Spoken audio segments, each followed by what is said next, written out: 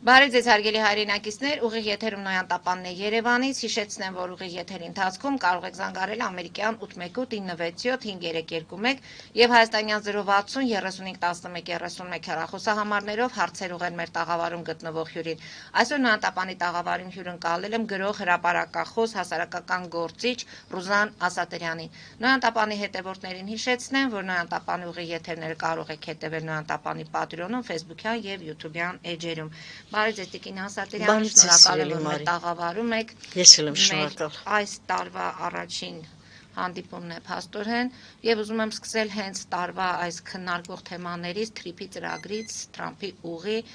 ինչ է դա ձեզ համար, ընդ որում երեք Ռուբեն Ռուբենյանը ազգային ժողովի ճեպազրույցի ժամանակ անդրադարձավ այս թեմային եւ եւս մեկ անգամ կրկնեց, որ սա միջանցք չէ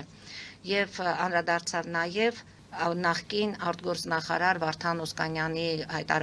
գրառումներին, որտեղ գրել է, որ Զանգեզուրի այդ միջանցքը ամեն դեպքում միջանցք է եւ դա շահեկան է Ադրբեջանի եւ Թուրքիայի համար։ Եվ ընդ որում անդրադարձել է այդ տոկոսային հարաբերություններին, ինչու 26% եւ ոչ թե 74 մեզ, ընդ որում այդ 26%-ն էլ որակում է որպես մի կրճոն, որի բանակցությունների համար այդքան պայքարել պետք չէ։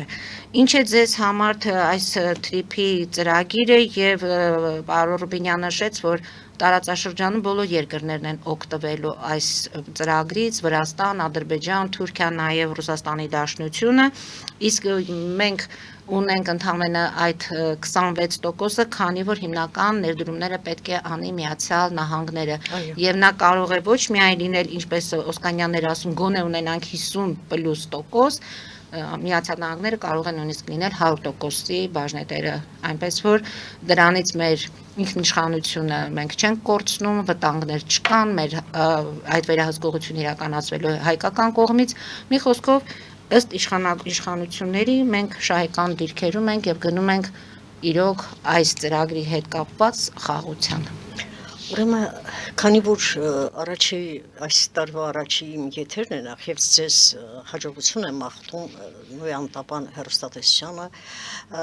եւ ուզում եմ որ տարին շատ դժվար տարի է, շատ բազում է ինտրիգներով լեցուն, ես ուզում եմ որ ինչպես եղել եք, այդպես էլ մնաք միշտ օպերատիվ, արագ արձագանքեք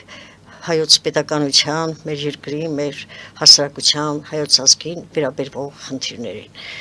Ուրեմն թրիփի ծրագիրը մենք տեսանք, լսեցինք Վաշինգտոնից մեր վերջին արտաքին գործերի նախարարի հանդիպումը եւ այնտեղ նոր, այսպես ասած, պայմանագիր կարծես թե ստորագրվեց եւ այդտեղից պարզվեց, որ արդեն թե քանի տոկոսն է մնում այո Ամերիկային եւ քանի տոկոսը Հայաստանին 76% է կարծեմ Ամերիկային 24% 74% այո Ամերիկային 26% Հայաստանին այս տոկոսների առավելությունը դեռ ոչինչ չեն ասել Թրիփի ծրագիրը մեծ աղմուկ բարձրացրեց նախ ասեմ որ ես զարմացած մնացի Իրանի արձագանքին որտեղ Իրանի դեսպանը Հայաստանում հայտարարեց, որ այդ ծրագրի միջոցով ՆԱՏՕ-ն գալիս է Իրանի սահմանին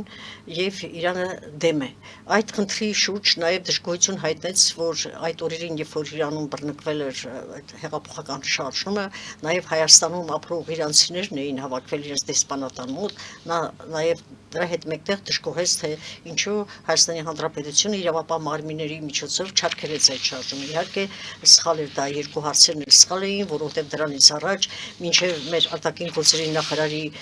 Վաշինգտոն մեկնելը Հայաստանի արտաքին գործերի փոխնախարարը հանդիպել էր Իրանի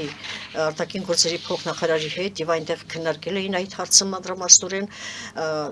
նաեւ խնդիր էր դրվել թե գուցե Իրանը իսկապես ինչ որ խնդիրներ ունի դրա հետ կապված ասել էին որ ոչ Իրանին ձեռնտու է Իրանն էլ կմասնակցի թրիփի ուրեմն կառուցմանը Նրանք ասում են տնտեսական այս ծրագրերի ներքո կմտնեն, կհասնեն մեր սահմանները եւ հետո արդեն մեր անվտանգության համար կլինեն հիմնականում դրա համար ասում են ՆԱՏՕ-ն կմոտենա մեր սահմաններին։ Սա իր ամբողջ խնդիրը, դե մենք գիտենք, որ Ամերիկան հայտարարեց, որ երկխոսությունները շարունակվում են եւ այնպես պետք է անենք, որ մեր հարևան պետությունների համար էլ այս ամենը լինի անվտանգ եւ հարմարավետ։ Միանշանակ այս թրիպի ծրագիրը ճիշտ ասած, եթե հիշում եք, երևի թե առաջին գրողն է ես, երբ որ Թուրքիայում Ամերիկայի դեսպանը հայտարարեց, որ պետք է կառուցել այս նման մի բան եւ դա կոչել Թրամփի անունով, ես առարկեցի, թե ինչու պետք է օտարները մեր տարածքի մեջ այդպիսի բան ներդրումներ ունենան, որովհետև հայերիս պատմության մեջ մենք չունենք այդպիսի դեպք, երբ որ մենք հող ենք հանձնել, հետո կարողացել ենք վերցնել։ Դա եղավ Ղարսի հետ կապված, հանձնեցինք ոչ մի բան, մինչև այսօր այդպես էլ մնացել է, դա եղավ Արցախի հետ կապված, Նախիջևանի հետ կապված 100 տարով պայմանագիր էր, ինչ պայմանագիր 100 տարով, հողը տվեցիր էլ քո դրատերը չես։ Հիմա սա է, փաստորեն 60 մետր լայնություն, 42 կիլոմետր երկարությամբ այդ տարածքը դա միայն ճանապարհ չի եւ միջանցք չի, ինչպես որ Ալիևն էր ցանկանում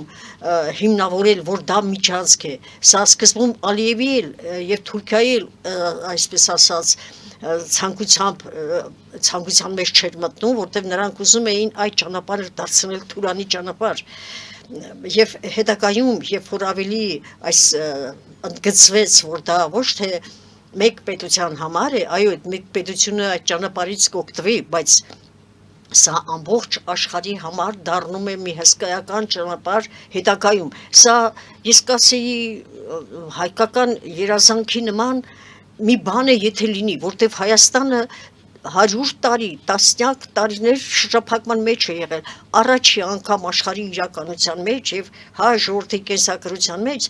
ճանապարհ է բացվում, ելք է բացվում դեպի հյուսիս, հարավ, դեպի Եվրոպա, արև ելք, արևմուտք, այսինքն Հայաստանը լայն կապերի մեջ կլինի, կզարգացնի իր տնտեսությունը զարգացրեց, կհզորանա իր ռազմական պոտենցիալը,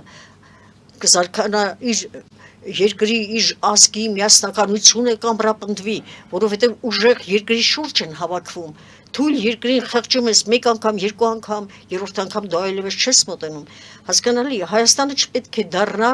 շուկայական առևտրի միջոց։ Սա շատ կարևոր բան է եւ թրիպ ծրագիրը ես կարծում եմ, որ այժմ այսօր նրանք ովքեր ուզում են դժգոհել, ուզում են դադարեցնել, նրանք հայերիս լավը չեն կամենում, չեն ուզում։ Այս խնդրի շուրջ, եթե այսօր Իրանը պայքարի, Իրանի հետ մեկտեղ Ռուսաստանը, որտեղ Ռուսաստանը մեր երկաթգծերի այդ ամբողջ բաները ինքը վերցրել է իր տիրույթի տակ եւ մինչեւ այսօր չենք տեսել, որ մի անգամ մի ռելսերը վերանորոգի կամ կարգի բերի այդ մասին վարչապետը դիմել էր Պուտինին, ինչ արեց, տեղաշարժվել է, անշուշտ չի եղել։ Ռուսաստանը Թուրքիայի հետ կկապվի, Հայաստանը կկապվի Իրանի եւ Ռուսաստանի հետ, այնպես որ Այո, այնպես որ այդ կապը կստեղծի, Հայաստանը այլևս չի մնա այդպիսի վիճակում, որովհետև խնդիրը ինչու եմ ես առաջ դեմ էի, բայց որ հիմա այսքան ծավալվել եւ խորացել է այս թրիպ ծրագիրը, ուզում եմ լավատես լինել, որտեղ աշխարհը այսօր իսկական քաոսի մեջ է եւ այս քաոսը այս բոլորը ստեղծել են կառավարելու համար, որտեղ եթե կարգապահություն լինի, եթե ամեն երկիր, ամեն այսպես մակի կողմից հաստատված պետություն ինքը ունենա իր օրենքներն ու սահմանադրությունը եւ ապրի իր սահմանադրությամբ չխանգարի, չմիջամտի օտար պետություններին, աշխարհը մոլորակը այսպես իրար չի խառնվի, իսկ այսօր մոլորակը սարսափելի վիճակում, առավել քան հայրիս վիճակն է բաց լինելու, ինչու, որովհետև մենք աշխարհի հետ ելք ունենք Լարսի կամուրջի միջոցով, եթե Լարսի կամուրջը մեկ ամիս փակեն, դուք պատկերացնում եք Հայաստանի դրությունը, իսկ ինչ կլինի մեզ հետ, եթե Իրանի ճանապարհը փակվի։ Եկեք բոլորս չմոռանանք, որ 1990-ական թվականներին Իրանը միակ ճանապարհն էր, որտեղ Հայաստան մտնում էր սնդամթերք, մարդկանց համար կենցաղային այլ օգտագործան ֆուջիկաները հիշում եք նավթավարները Իրանական, այո Իրանը դարձավ փրկության ճանապարհ եւ այսօր բավականին բարդ կլինի Հայաստանի վիճակը եթե այդ լարսի ճանապարհը հանգած դրվի այսպես փակակի տակ որովհետեւ ինչ որ 160 միլիոն ռուսները խոստացել են որ իրենք ներդրում կունենան այս թրիփ ծրագրում եւ բոլորը կունենան որտեղ սա աշխարհը իրար կապող մեծ ճանապարհ կլինի որից եկող թեկուզ այդ 26%-ը հայերիս համար ես չգիտեմ ինչ կլինի օրինակ այդ ծրագրի մեջ Վաշինգտոնում կնքված օրինակ ինչու չկար Ջումրի Ղարս ճանապարհը ինչու չկար այդ կապի միջոցը հայերիս հասկանալի է դա կլինի բայց մեզ համար կենսական խնդիր է որտեղ Թուրքիան անընդհատ ասում է ճանապարհը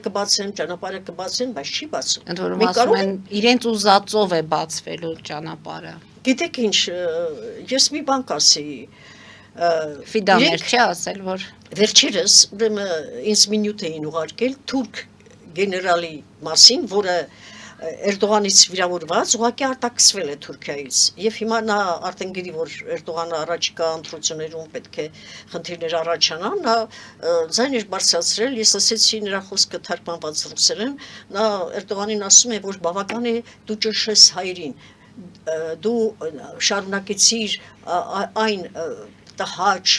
պատմությունները որ կապված էր թուրքերի հետ եւ որ պատճառում եք մեզ որպես թուրք ազգ նսեմացած ենք զգում դու դա շարունակեցիր բավական է դադարեցրի հայկական գենոցիդը եւ այնտեղ նա ասում է որ Ալիևին նա օգտագործում է իր ծրագրերը իրականացնելու համար այս բոլորը Նաև Արցախի գրավումը եւ այլն այդ բոլորը Թուրքիայի ծրագիրներ այստեղ որոշակի ճշմարտություն կար Եվ Ֆիդան իր հայտարարություններում չի թաքցում ասում է մենք խոսել ենք Բայրամովի հետ շատ երկար ենք խոսել հետո այդ խոսակցության արդյունքը ներկայացրել ենք մեր նախագահներին նույնիսկ իրենք իրենց մեջ կան մարդիկ որոնք գրագետ են որոնք քաղաքականություն գիտեն հասկանում են թե ինչ է կատարվում աշխարհում փաստորեն Հայաստանը կորցրեց այդ պատերազմում, որը լռության մատնվեց Միչայլոց այդ 44-օրյա պատերազմի օրերին, Հայաստանը այսօր այս իրավիճակում, այս թրիփի, այս ծրագիրը կարծես թե փոքրիկ մոմի լույս լինի, դեռ չի իրականացվել, դեռ որևէ բան չեն արել, գնում գալիս են, արգելքները արդեն սկսվել են, եւ այս ներքին կռիվները չխոստովնված գերտերությունների Չինաստանից մինչև Ամերիկա եւ այլն, ես կարծում եմ, որ հիմնականում այս ճանապարհն է թրիփի ծրագիրն է հիմնականում, որը նրանցից յուրաքանչյուրը, որտեղ աշխարհը ասում են բաժանվել է 4 գերտերությունների միջև, նրանցից յուրաքանչյուրը ուզում է ինքը տեր լինի այդ ավարի մեծ պատառը ինքը ունենա եւ հիմա ապական ինչ ցույց կտա ես չգիտեմ ինչպես կլինի հույս ունենանք որ Թրամփը իր գործունեության մեջ կլինի ավելի կտրուկ ժամանակը ճշգրտորեն կօգտագործի շատ կարճ ժամանակամիջոցում դա կարգի կբերեն եւ մենք կհասկանանք իսկապես այդ ճանապարհը Հայաստանի զարգացման համար է Հայաստան պետության նաև հզորացման համար բացի աշխարհից այն որ աշխարհը կունենա իր դիրքորոշումը եւ այլն բայց այստեղ մի հետաքրքիր բան կա որը ինձ շատ խիստ անհանգստացնում է այն որ Ալիևը պարտադրում է ավերջ որ այդ ճանապարհով եկող ադրբեջանական բեռները չպետք է ստուգվեն բայց իսկ ինչպես Ամերիկան թողնելու է որ դա այդպես լինի ես չեմ պատկերացնում եթե այդ ճանապարհի հսկայական ինքն է կառուցում եւ ինքն էլ տնօրինում է հետեւաբար Ամերիկան կարծում է որ այդտեղ կստեղծվեն ուսումնասիրման կետեր որոնք անպայման կհետաքրքրվեն թող Ալիևը այդ երազը չտեսնի այդ ինչ արհամարանքով է խոսում Հայաստանի մասին եթե Հայաստանի տարածքով է անցնում բա մենք չիմանանք մեր տարածքով ինչ է ասնում, ուր է գնում եւ ինչու է գնում։ Ընդ որում Իրանի մասին խոսեցիք, Իրանի դեպքերի ժամանակ Արա Պողոսյանը քաղաքագետ մի այսպեսի նյութ էր տարածել, որ այնտեղ արդեն խոսում են հարավային Ադրբեջանի մասին։ Այնպես որ Ադրբեջանի ցանկությունները բավականին մեծ են։ Եթե արևմտյան Ադրբեջանի եւ եթե չեմ սխալվում հարավային Ադրբեջանի մասին էին այնտեղ խոսակցություններ գնացել, այդտեղ միտինգավորներ էին դուրս եկել։ Ալիևը լայն երազանքներ ունի։ Նկատի ունեմ ոչ Շատ միայն մեծ մեր ուղղությամբ է երազանքներ ունի։ աշխատում է նաև Այո, սա Ալիևը չի, սա հզոր թուրան, Թուրքիա ստեղծելու թուրքական ավելի շուտ Ատաթուրքի ծնագիրն էր, որը անավարտ մնաց, որի հիմքերը Բաքվում ստեղծելուց իրականացվեց, Բաքուն դարձավ այն հիմքը Հայաստանի թիկունքում, որը այ հետագայում մեզ կանգնեցրեց այսպիսի փորձության առաջ, եւ մենք կորցրեցինք մեր հայրենիքի բավականին հսկայական մի հատվածը, եւ դեռ այդ վերքը չի չորացել, արյուն է ծորում այդ վերքից, հետագան ինչպես կլինի ես չգիտեմ, բայց հույս ունեմ, որ մեր ժողովուրդը այս վերջին տարիներին քաղաքականապես բավականին հասունացել է եւ ես կարծում եմ, որ յուրաքանչյուր գործ, յուրաքանչյուր ծրագիր, յուրաքանչյուր պայմանագիր, այնինչ որ կնքվում է օտարների հետ, պետք է հաշվի առնեն իշա Հայաստանի Հանրապետությանը։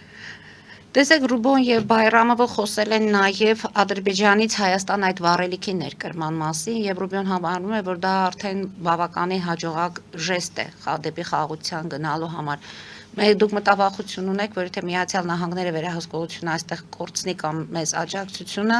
ապա Ադրբեջանը եւ Թուրքիան կարող են միանգամից այս հարցերը լուծել ի օգուտ իրենց։ Այս փոքրիկ առևտրային արդեն ձևավորող հարաբերություններին ուշադրություն է դարձնում Միացյալ Նահանգները, դա ինչի մասն է խոսում։ Ուրեմն Թրամփը նաեւ Ընդ որում մատնանշում է, որ հիշեցնում է, որ օգոստի 8-ին Միացյալ Նահանգներում ստորագրված, այսինքն հիշեցնում է, որ ի վերջո այս բոլոր հարաբերությունների տեր ու տիրակալը մենք ենք կարծես թե։ Մենք դա գիտենք, որ Ալիևը համարվում է ագրեսոր։ Ալիևը էսկալացիայի ընդարկեց մի ամբողջ ժողովրդի։ Եվ Թրամփի հետ այդ պայմանագիրը կնքելուց Թրամփը այդքան տեղյակ չէր։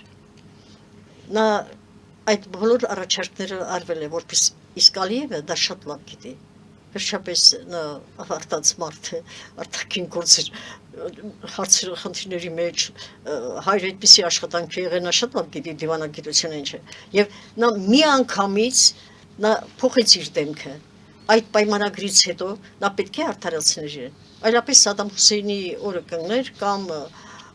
Վենեսուելայի Մադուրոյի օրը կգցեին իրեն։ Նա չէր կարող ուրիշ ձև, նա Թրամփին խապել չէր կարող, նա մյուսների հետ կարող էր այլ լեզվով խոսել, ըստ իրենց թուրքական բնավորության, կարող էին շողոքորթել, խաբել, ասել, հասնել իրենց նպատակին, նրանից հետո ինչ ուզում է լինի։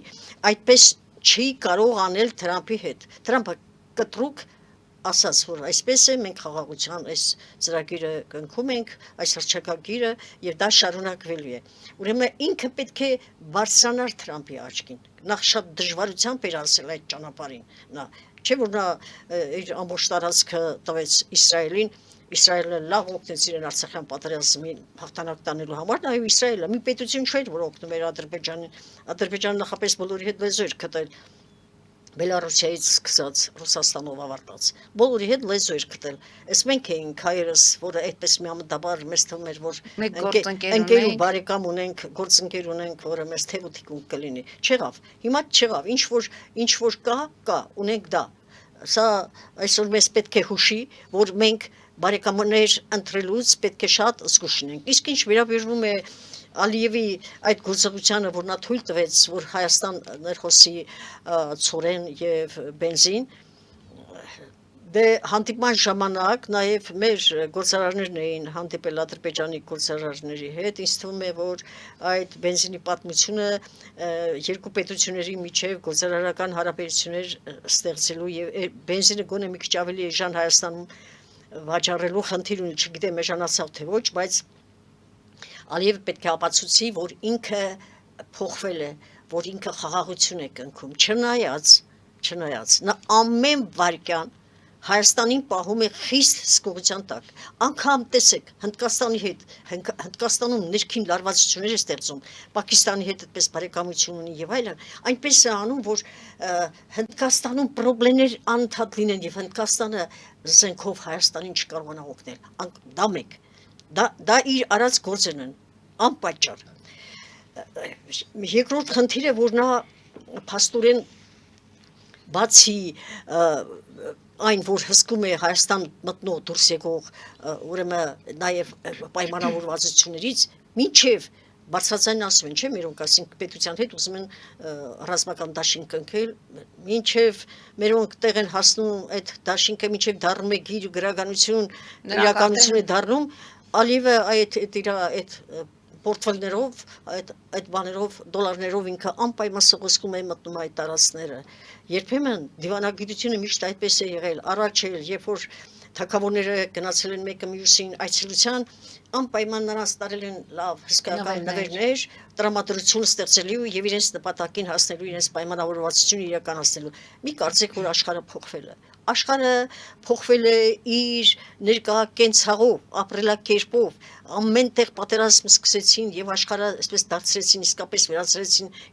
քաոսի, բայց մարդիկ իրենց արյունով ժառանգում են իրենց անցյալի, իրենց ունեցած արյունը ժառանգում են, այնպես որ Ալիևը չէր կարող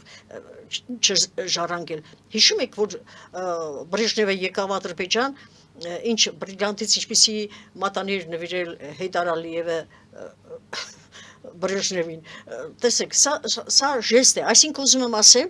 Ալիևը ամեն ինչ կանի այդ ճանապարհներով փակելու Հայաստանի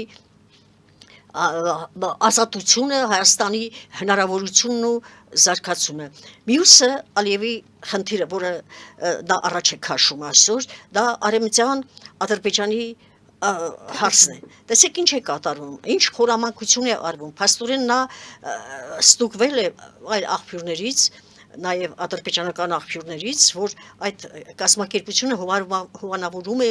երկրի նախագահը, որ ճիշտ է դա հասարակական կազմակերպություն է, պետական բյուջեից այո ֆինանսավորում են նրանք եւ Ալիևը ուրեմն կազմել է դա այնտեղ 300 հոգի թե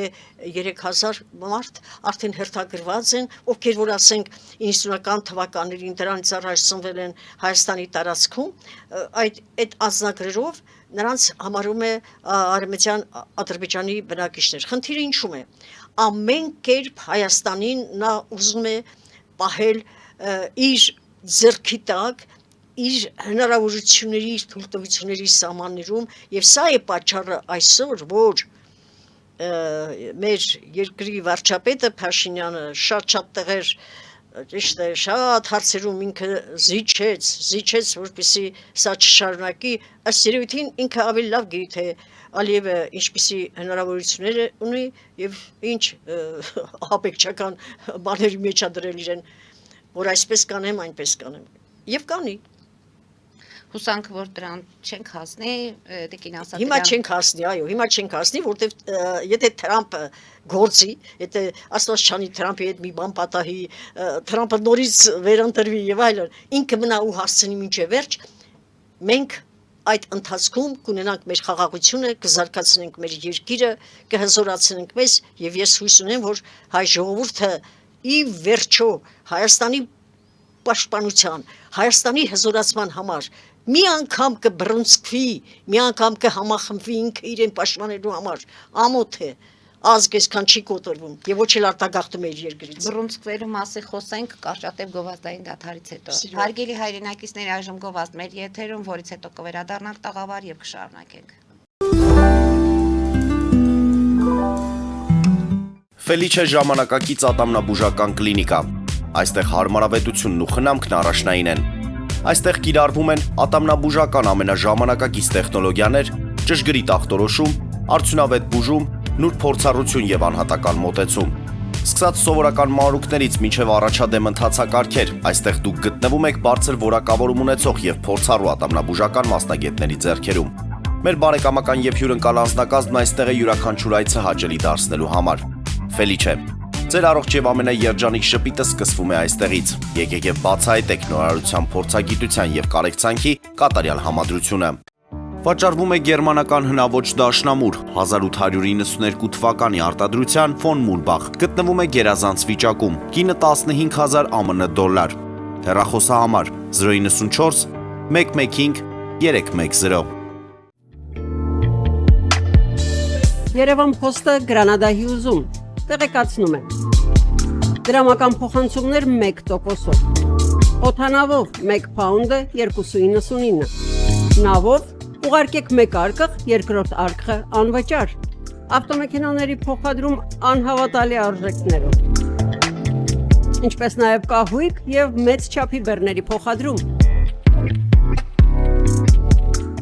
Jackpot հագուստի խանութը երկրորդ մասնաճյուղն է բացել Գլենդելի սրտում, որտեղ կարող եք ձեռք բերել եվրոպական եւ ամերիկյան ընտիր հագուստեղեն, կոշկեղեն, աքսեսուարներ, պայուսակներ ամենահարմար արժեքներով։ Նաեւ կարող եք ցանկացած ապրանք պատվիրել եւ ձեռք բերել կարճ ժամանակում։ Jackpot-ի Գլենդելի հասցեն է 1135 North Pacific Avenue, հեռախոս 818 813 2252։ Jackpot հագուստի լավագույն կենտրոնը Գլենդելում։ 60-ից ավելի ճանաչված եվրոպական բրենդների ինքնատիպ, չկրկնվող եւ մատչելի ընտրանին Fortuna Home and Country House խանութ սրահում։ Նորավոճ սպասք եւ կահույք հորեկա բնագավառի համար, տեքստիլ, տնտեսական ապրանքներ, ամեն ինչ գեղեցիկ կյանքի համար։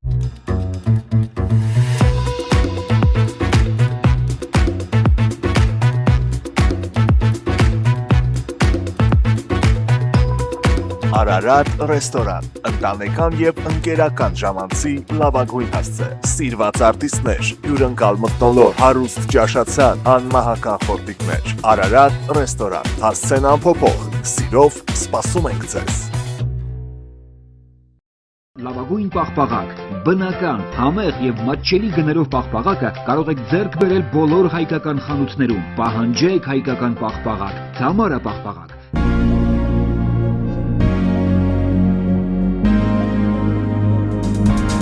Տպագրեք ձեր գիրքը Նոյան տապան տպագրատանը, ինչպես նաև թերթեր, ամսագրեր, բուկլետներ եւ այլն։ Հասցեն քաղաք Երևան, Իսահակյան 28 առաջին հարկ։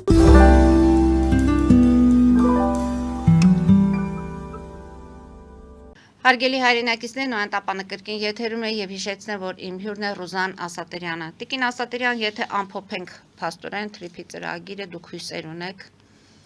Եվ հույսերից մեկը նա է, որ մենք ինքնուրույն չենք կարողանալու այս ամեն ինչ իրականացնել, Միացյալ Նահանգների այդ հովանավորչությունը եւ թիկունքը մենք պետք է զգանք։ Հույսը միշտ էլ, սիրելի Մարի, վերջում է մեռնում։ Ես ոչ թե հույս ունեմ, այլ ուզում եմ մտածել, որ դա այդպես կլինի։ Ես ոչ մի օտարի վրա հույս դնել չեմ կարող ու երբեք էլ չեմ դրել։ Միշտ մտածել եմ, հիմա դուք եք ձեր տունը սիրում, դուք ձեր տունը լավ կպաշտպանեք, թե օտար որևէ մեկ, անգամ հարևանը չի նայի։ Բայց տաղ ներսում եթե գժդժություններ է լինում, արդեն տունը չեն սիրում։ Դե պետք է Ճամբրուկները հավաքում են եւ այդ տանից դուրս են գալիս։ Կամ տան մեծը ճիշտ չի կառավարել այդ տունը, կամ իրար չեն հասկանում, կամ գրագետ չեն, կամ չեն գիտակցում, որ այդ 4 պատը իրենց անկյունն է, որ այս Հայաստանի լեռները իրենց տարածքներով հայ ժողովրդի բնօրանն է, պետք է դա հասկանալ։ Մարդ ինչքան կարող է բութ լինի, որ այսքան ասելուց հետո, այսքան գրելուց հետո, ելույթներ ունենալուց հետո, ես մենակ չեմ։ Լիքն են, իմ նման շատ մարդիկ կան այսօր Հայաստանում, որ այս մասին ակնարկում են, գրում են, ելույթներ են ունենում, բայց ում պետք է թե Հայաստանը ինչ կլինի։ Հայաստան ինչ ուզում է լինի, մենակ իրենք լավ լինեն, իրենք գնան կղզիներ գնեն, գնան հանգստանան, իրենց փողերը վայելեն, իրենց այդ կերոխումները անեն։ Առաջի հերթին, եթե դու ապրում ես քո հայրենիքում, առաջի հերթին պետք է հզորացնես քո պետությունը, պետությունը պետք է հզոր լինի, հզորացնես քո բանակը, հզորացնես քո տնտեսությունը, առաջի հերթին դա պիտի անես, հետո նոր մտածես քո ընտանիքի մասին։ Եթե բոլորը լավ եղավ, ուրեմն քո ընտանիքը նորմալ կապրի։ Իսկ եթե դու հայրենիք չունեցար, դե գնա Ամերիկաներում, այստեղ այնտեղ գնա ապրի։ Կարոտը ամենադաժան բանն է այս աշխարհում։ Այդ կարոտը մնաց հայ ժողովրդի մեջ, կարոտը մնաց որպես հիվանդություն եւ չի մոռացվի։ Ով հայ ժողովրդին մղեց այդ կարոտին, այդ հայ ժողովրդի մեջ այդ կարոտն է միավորելու, կարոտը, որ ինքը հայրենիք է կորցրել։ Այս սրա մասին մենք պետք է այսօր մտածենք։ Տիկին Ասատերյան, այսօր մարդիկ հարմարավետություն են ավելի շատ փնտրում ամեն օր, հացի խնդիր են լուծում, անվտանգություն են փնտրում, սա է։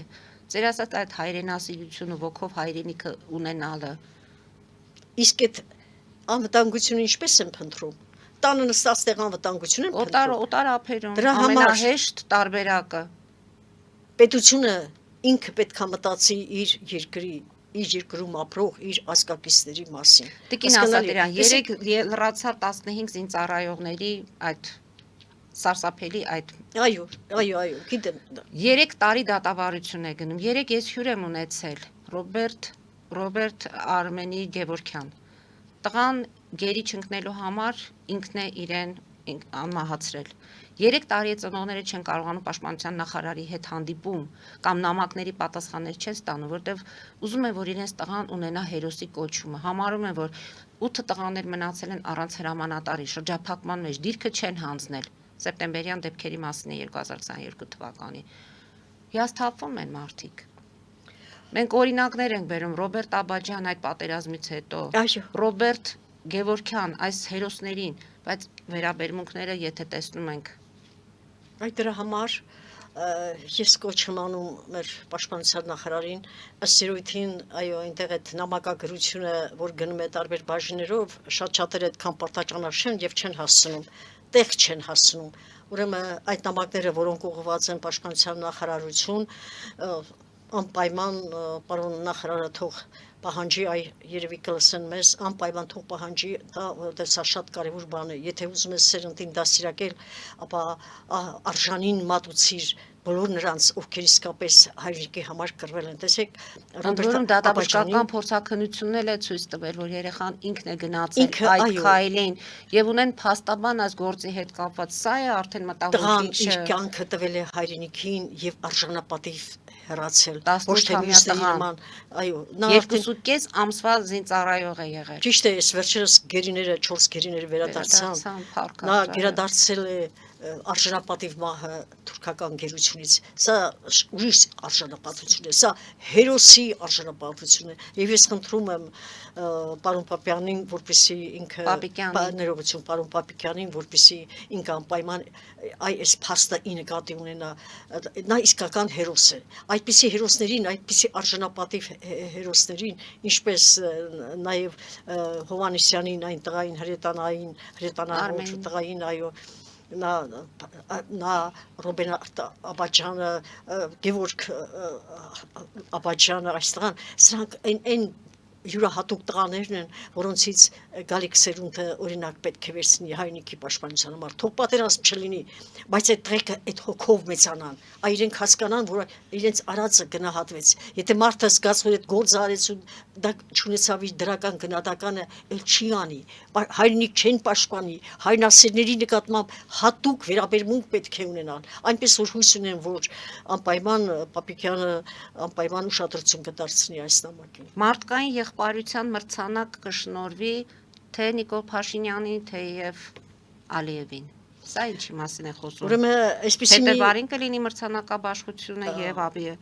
սա Աբու Դաբիում ժողովուրդը այսպեսի մի առաջնորդներ որոնց նախաձեռնությամբ ժողովուրդների միջև երկխոսություն փոխհմբռնում եւ խաղաղ համակեցության ամրապնդում է իրականացվում ուրեմն ժողովուրդը այսպեսի մի ասացվածք ունի ասում է որ քաղաքակրթություններն ինչպես են վերանում եթե քո ղեկավարը թալանում է երկիրը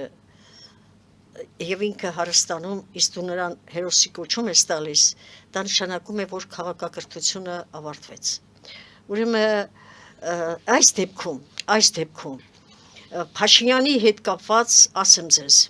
այն որ այդ հեղափոխությունը թավշյա հեղափոխությունը կատարվեց անարյուն եւ ամբողջ աշխարհում տարածվեց սա փաստ էր սա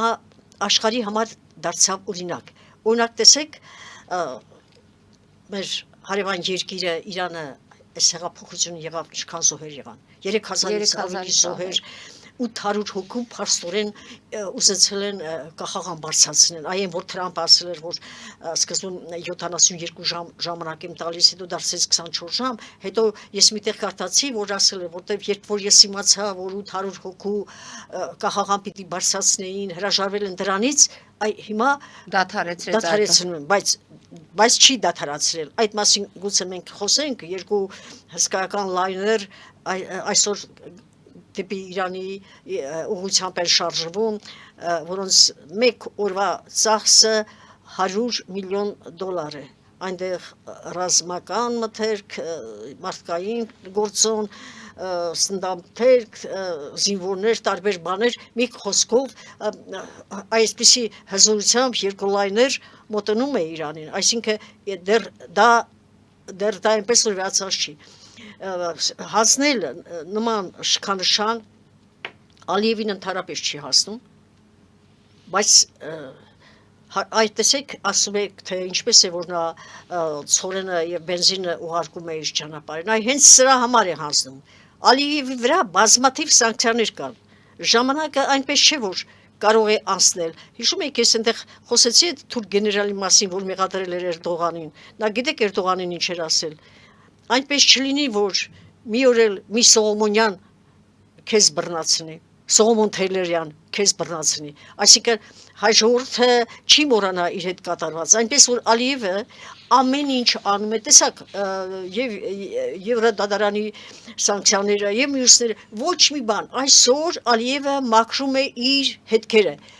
որ ինքը էսկալացիա չի արել, որ դա դարձնում է ադրբեջանական տարածք է, որ մենք հայրս եկորներ ենք, եկել ենք այդտեղ ծաղրուցանակ հայ ժողովուրդը ծնվել չի ծնվել Արցախում է ապրել։ Հագայի դատարանի առջև կանգնելու փոխարեն նրան մրցանակ են տալիս։ Այո, պետք փոխանակ այնտեղ, այո, դրա համար նա ամեն ինչի գնում է, վաղ թե ուշ, եթե Ալիևը հիմա փորձ անի, մի սխալ քայլ անի Հայաստանի դեմ, ուրեմն հաստատ Մադուրոյի օրն են գցելու։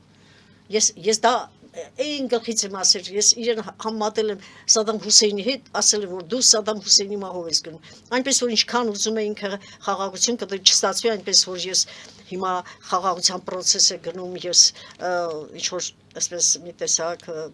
ատելության բան եմ տարածում, ոչ, սա Դիդան ասում է կառուցողական գործընթաց է եւ եթե Նիկոլ Փաշինյանը չվերընտրվի, այս ամենը փաստորեն կդառնա, որ իզուր էր արված եւ պետք է այնպես անել, որ Նիկոլ Փաշինյանը վերընտրվի, որպեսզի այս Դուք տեսակ, Հակամ գործընթացը Ֆիդանը հայտարարեց, որ Ֆիդանը իրենք ասում է, սատար են կանգնելու, իրենք պաշտպանում են առաջիկա ընտրություններում Նիկոլ Փաշինյանի տեխնացությունը։ Հիմա սա ընտրական Վահագն process է։ Ալեքսանյանն ասում է այդպես ուղակի մի հասկացեք ամեն ինչը, բոլորը կարդացեք, տողատակերով հասկացեք, սա գործընթացներին է վերաբերվում։ Գիտեք ոչ թե- ոնց, հիմա նախ ընտրական process է գնում։ Փաշինյանը համենայն դեպս տարածաշրջանում մեկ բան կա, որը կկապվի Փաշինյանի հետ եւ այսօր եւ վաղը, եթե ինքը չլինի կամ այլ գործի նշանակվի եւ այլն, պատմության մեջ այս խաղաղությունը կդառնա այն առաջընթացը իր գործողությունների, որը նա իրականացրել է։ Հասկանալի է։ Խաղաղությունը ինչի հաշվով։ Խաղաղությունը շատ դաժան չափով ինքը մեր ժողովրդին հոգեպես ցնցեց այս խաղաղությունը, բայց այսօր մենք գերադասում ենք այդ այսպես արհեստական խաղաղությունը, որտեղ խաղաղություն չի, Ալիևը զսպված իրեն պահում է, Ալիևը զինվում է մինչև ատամները, եւ մենք չգիտենք թե վաղը մյուս օրը, երբ որ աշխարհը ես ինչի ասեցի կառավարելի քաոս, երբ որ աշխարհը այսպես հունից դուրս գա, Թրամփը չլինի, դուք տեսնում եք Թրամփը ուզում է, չգիտեմ, այդ տարածքները գրավել այնտեղ, Պուտինը դեռ չի ավարտում Ուկրաինայի հետ այս պատերազմը, ասում էին, որ մինչև ամսի 13-ը դադար կլինի, դա շարունակվում է, Իսրայելը չի լռում, մի խոսքով Սիրիան թվում է թե կարգի է գալիս, բայց ինչ որտեղ այնտեղ էլ խմորումները շատ մեծ են եւ այլն, այսինքն աշխարհը այսպես խառնված է, ամբողջ խառնված է իրար։ Եվ Դուգինը խառնում է հետխորթային պետությունները։ Եվս մեկ Ուրեմն, անգամ նշելով, որ Մոսկվան չպետք է հանդուրժի անկախ Հայաստանի Այո, դուք ճիշտ Ադրբեջանի։ մտեցաք, խնդիրը բարձրացրեցիք, որտեղ Դուգինը համարվում է Կրեմլի խոսնակը։ Դուք հիշում եք, հենց Դուգինի համար իր աղջկան սպանեցին։ Ուրեմն փաստորեն այդ Սոլովյովի պաշտպանած թեզը նա ավելի զարգացրեց։ Այսինքն Լավ չպատասխանեցինք Տիկին Ասատրյան, դա է պատճառը։ Ես կարծում եմ, որ դա է պատճառը, որ նրանք ուզում են հուշում են։ Այսօր Ռուսաստանը չափազանց ծանր կացության առջև է կանգնած։ Այնպես չի, որ Ռուսաստանում Կրեմլում ամեն ինչ հալածյուղի նման է գնում։ Չէ, ամեն տեղ կան կան մարդիկ, որոնք ամենտեղ կան, ինչպես այստեղ Հայաստանում, այնպես էլ Ռուսաստանում այդ խնդիրը կա։ Շատ հարցեր, որպեսի սեփական ժողովրդին հաջող օրինակ Ալիևը ինչպես էր անում, հենց որ տեսնում էր, որ ժողովուրդը ներքևից Բոստանում է, բարձրանում է, այսպես հավաքներ անում եւ այլն, անպայման բարձրացնում էր Հայաստանի հարցը, Արևմտյան Ադրբեջան, այսինքն տեղ է թողնում ժողովրդին տալիս է մի հնարավորություն ցույց տալով, որ ինքը խնդիր ունի մի այլ պետության հետ, այդ պետությունը կարող է հզորանաբան իրենց Որում Արցախն էլ հայաթափեց նվիրեց իրենց, որ այո, այս բոլորը հասկանալի է, այսինքն միշտ գտնում են մի ելք, որպեսզի ժողովրդին ապակողնորոշեն, որտեղ Ռուսաստանում էլ այսօր վիճակը շատ ծանր է, այդքան զոհեր, այդքան դժվարին վիճակ, տնտեսությունը ծանր վիճակացության մեջ է, եւ հիմա իրանք փնտրում են այլ ելք, այլ ասում են, եթե մենք չանենք Միացյալ Նահանգները եւ Եվրոպան կանի, ինչու մենք չանենք։ Այ իրենք հենց այդ այլ ելքը, որտեղ երկար տարիներ Հայաստանը եղել է Ռուսաստանի գաղութներից մեկը, եւ այս գաղութային խնդիրը 90-ական թվականներին մենք հաղթահարեցինք, դարձանք անկախ նոր հանրապետություն եւ մեզ թվաց թե մենք անկախ ենք, բայց մենք ոչ մեկից անկախ չենք։ Տեսակ որ անկախ չենք։ Պետական արձագանք պետք է լինի այս ամենին։ Այս ամենին ես կարծում եմ պատասխանել են պետությունը, պետական արձագանք եղել է, պատասխանել են եւ Զախարովան էլ անդրադարձել է այս հարցին, որ դա այդպես չի ասվել։ Մի խոսքով, բայց նաեւ մեկ ռուսական մամուլ, որը Սերոտին Սոլովյովին այնքան էլ չէր սիրում, նա Դուգինի համար եմ ասում, Դուգինին էլ պետք է պատասխան տանք։ Դուգինն էլ պետք է Սոլովյովին կարծես թե պատասխանեցին։ Սոլովյովին պատասխանել էին եւ նա ներողություն էր խնդրել։ Զախարովը դասից մի լրագրող է, այնպես որ թե տարեք։ Դա իր անձնական ալիքն է, դա այնպես չի որ պետական հատուկ ալիք է, այո, իր ալիքն է, դա Սոլովյովի ինքը իր համար ազատ մարդ է հայտարարել է։ Այսինքն այսպես ասվեց էլի։ Դա կարող է նաեւ այդպես լինել։ Իսկ Դուգինը չի ասի, որտեվ նա ասում եմ Կրեմլի խոսափողներ եւ այստեղ է որ եթե Սոլովյովի համար արտաքին գործերի նախարարությունը դեսպան է հրավիրում, այստեղ էլ պետք է հրավիրեր եւ Դուգինին տրվեր քաղաքական լուրջ պատասխան, որ ամեն ազգ իր տարածքի վրա իրավունք ունի ապրելու, բավական եղավ 100 տարի Հայաստանը եղել է ձեզ համար աղբյուր, դուք տարել եք մեզնից մեր ոսկին, մեր բրինձը, մեր աշխատուժը, մեր գլուխները, արտագաղթը մենք տեսանք ցուցական հայ գիտնականները, հայ զորավարները, հայ զինվորները, որոնք կռվեցին 45 թվականի հաղթանակի 60%-ը հայ մարշալներն ու գեներալները տարան։ Պետք է մի քիչ ոնց ասեմ գնահատել, եթե դուք ձեր հաղթանակները գնահատում եք այդպես, դուրս եք գալիս մայիսին, տոնում եք, մարտանում եք, հիշեք, որ այն մարշալները, որոնք այդ հաղթանակը իրագործեցին, նրանց հայրենիքը, նրանց ծննդավայրը այսօր թուրքերի ձեռքին է, օտարի ձեռքին է, այսա պետք էր հիշել, սա չպետք է մոռանալ, ինչու մեր ժողովուրդը այդպես ռուսների դեմ այսօր այսպես չարացած է, որովհետև նախ Գյումրիում կատարված են տղայի դեպքը են, որ մտել էին այդ ընտանիքը ամբողջապես Ավետիսյանների ընտանիքը։ Այո, դա կազմակերպված բան էր, դա տենց էլ գաղտնիք մնաց, չբացահայտվեց։ Տեսեք, հենց այդտեղից սկսվեց, հետո գիշերվա երթերը ժողովրդին վախեցնելու այդ բաները, այդ հանգամանքները, լավ, եղել է, վերցրել եք, մենք անկախացել ենք հիմա։ Եկեք բարեկամանանք, հավասարը հավասարի հետ, առևտուրն էլ կլինի, ամեն ինչ էլ կլինի, ես չեմ ասում Ռուսաստանի հետ պետք չէ ճշտամանալ։ Այնքան բաներով ենք մենք կապված Ռուսաստանի հետ, տնտեսապես այնպեսի կապեր, այո, տնտեսական կապեր ունենք, որ եւ ոչ էլ ռուսական արչին հարկավոր է այնպես բան անել, որ իզուր տեղ շատ մարդիկ կան, որոնք շատ կուզենան, որ այսօր Հայաստանը նորից դառնա ռուսական, ոնց ասեմ, կենտրոն, նրանց զորքերը մեր մոտ են, ես օրինակ շատ հավանում եմ Պլատոշկինին, պատմաբան, փայլուն ձևով մարդը ներկայացնում, ասում ինչ եք ուզում հայերից։ Հայերը երբ որ ծանր կացության մեջ էին, երբ որ Արցախի տարածքում էր գնում, դուք ասում եք, որ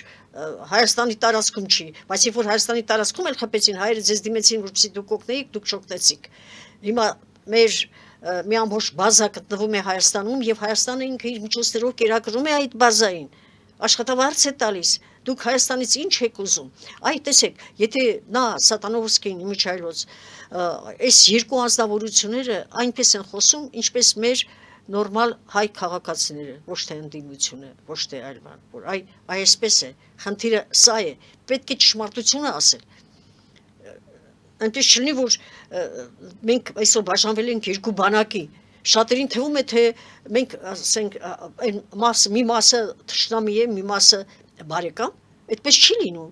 մենք շատ լավ ենք հասկանում Ռուսաստանի դերը ինչպիսին է եղել, ես այսօր էլ որևէ վատ բառ Այդ ձեր ասած մյուս կողմից Հրանտ Բագրատյանն ասում է տակտը Սոլովյովի ասելու ճիշտ չէ, բայց օբյեկտիվ է նրա ասածը, մի հատ կողմնորոշվեք ում հետ եք։ Հրանտ Բագրատյանը շատ հարցերի այսպես ավելի աբստրակցիով է թող մոտենում, թող բոլորին չմոռանա, որ երբ որ ինքն էր ղեկավարում Հայաստանի կառավարությունը, ասում էին ժողովրդին տվեցին հողին։ Ես էլ ուրիշ բան չեմ ուզում շարունակել։ Ուրեմն այս ժողովուրդը ապրելու իրավունք ունի, չէ։ Հայաստանի այդ ամբողջ գործարանները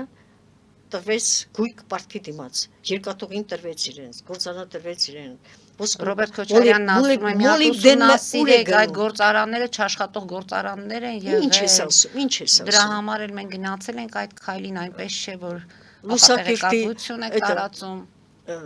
Էլեկտրալույս գործարան կար, որտեղ ես ժամանակին եղել եմ, հոդված եմ նախապատրաստել, հսկայական մի քանի հարկանի ամբողջը մտնում էիր, լամպեր էին արտադրում, քանի գործարան փակվեց, ծանր արդյունաբերությունը ինչ եղավ Հայաստանի, թեթև արդյունաբերությունը ինչ եղավ, հիմա եկել եք ինչից եք խոսում, պահեիք, բա դու նախարար էիր, պահեիք, երբ որ այնտեղ ուրեմն վարչապետ վարչապետ էր, այո, երբ որ ուրեմն ես շատ կարևոր գործով աշխատում էի միտեղ, նամակներն էի ստանում հանրապետության տարբեր վայրերից, մի օր մի նամակ ստացա, որտեղ ներկայացրել էին գաղտնի գործարան, թե ինչպես են գաղտնի գործարանի տեղադրված մասերը, այդ հաստոցները, որոնք թարմ հաստոցներ կտրատում են, լցնում են մեքենաներ եւ տեղափոխում են Պարսկաստան։ Դե այդ ժամանակ այդպես եղավ, չէ՞, ամբողջ երկաթը տեղափոխեցին Պարսկաստան։ Դե պատկերացնում ես, ազգը հաղթանակ է տանում։ Այդ հաղթանակը այդքան դժվարությամբ է ձեռք բերում։ Եւ ազգը չի հասկանում, որ մի գրամ երկաթը վաղը միսօրը իրեն անհրաժեշտ զենքեր պատրաստելու։ Դրա համար էլ ռազմական արդյունաբերությունը այդպես չի կարողանում խելքը գլուխը հավաքի։ Ուրեմն տեսեք ինչ արեցին։ Դա կատարվել է բոլորը Բագրատյանի ժամանակ։ Ես ուրեմն նամակը ուղարկեցի կառավարություն, դրեցի կոնտրոլի տակ, որպեսզի տեսնեմ ինչ կատարվում։ Ինձ պատասխանեցին, որ փաստերը չեն համապատասխանում իրականությանը։ Հետո այդ մարդիկ եկան ինձ մոտ։ Դա Բաղրամյանի տարածքից էր։ Մի խոսքով։ Եկան ինձ ասեցին, «Էս ինչ պատասխան եք մեզ ուղարկել։ Եկեք մի օր գիշերով մենք ձեզ ցույց կտանք։ Եկեք տեսեք հսկայական տարածություն, ջարդուխուր տեղած մեքենաներ, ամեն ինչը տարել են։ Այդ մատերիալները, այդ բաները, որոնք արտադրում էին վաղը միսօրը Հայաստանի Հանրապետությանը պետք կգար, չէ՞ անպայման։ Ուրեմն պետք է ճշմարտության աչքերին իրատես լինել։ Ժամանակները անցնում են, ամեն ժամանակ բերում է իր օրենքը, իր վարվելակերպը։ Մենք պետք է լինենք չափազանց գիտակից, չափազանց դիվանագետ։ Քաղաքականությունը, եթե ոմանց բանը չի, գործը չի, ուրեմն թող չզբաղվեն քաղաքականությամբ։ Տիկին Ասատիրյան, 2026 ինչպիսին է լինելու։ Մենք ընդամենը 4 րոպե ժամանակ ունենք։ Ափսոս, որ ժամանակը լրանում է։ Ոչ նորից կհանդիպենք, այնպես չէ, որ 2026 թվականը բավական խառը ժամանակներ են։ Նախ ասեմ, որ Աստված չանի, որ հիմա հանգարց Ամերիկան հարվածի Իրանին եւ այնտեղից սկսվի արտագաղթ եւ կգան դեպի Հայաստան։ Ուրեմն մենք չգիտենք, Հայաստան են գալիս, ուրեմն ադրբեջանցիների ցեղակիցները,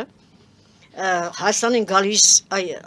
Խոմեյնիի ասած ահաբեկիչները, նորմալ մարդիկ, թմրամոլներ, թե ովքեր։ Այսինքն Հայաստանը պետք է առաջի հերթին 26 թվականը, որպեսզի կարողանա ինքը իր գիշերները մի քիչ խաղաղ լուսացնի, նախ պետք է այդ արտագաղթած անձանց անպայման ազգային անվտանգությունը, ներքին գործերը շատ ուշադիր ստուգեն նրանց ով լինել է, ինչ լինել է եւ հատկացնեն մի տարածք, որտեղից իրենք նորից երբ խաղաղվի իրենց երկիրը, յետ կվերադառնան իրենց երկիրը, ոչ թե կմնան Հայաստանում։ Ուրեմն նախ առաջի հերթին դա շատ կարևոր խնդիր է, որովհետև մեր հասարակությունը, որը համարվում էր միատար Հայաստանում, եւ դա մեր հպարտությունն էր ու մեր հույսը, այսօր ռուսներ, հնդիկներ,